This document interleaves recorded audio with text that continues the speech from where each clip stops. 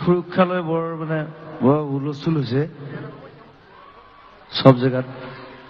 এইটো আগতে নাছিলে কিন্তু নতুনকে আৰম্ভ হৈছে মই ষ্ট্ৰেট কথা কওঁ সেইটোক মাৰি পেলালে হ'ল শেষ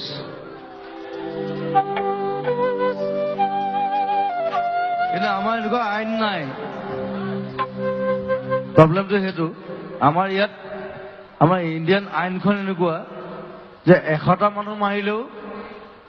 তাক ফাঁচি দিবলৈ মানে 32 বছৰমান লাগি যায়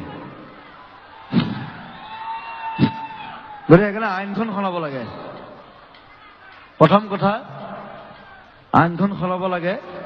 আৰু নাৰী লৈ পেলাই যিটো হৈছে নাৰী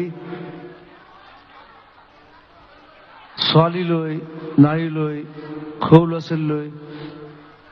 সেইটো ডাইৰেক্ট মাৰিয়ে পেলাব লাগে